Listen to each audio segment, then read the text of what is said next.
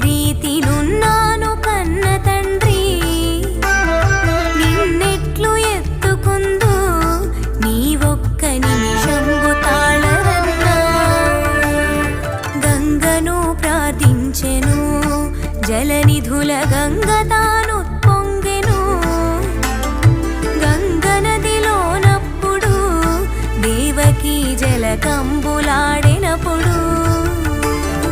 కస్తూరి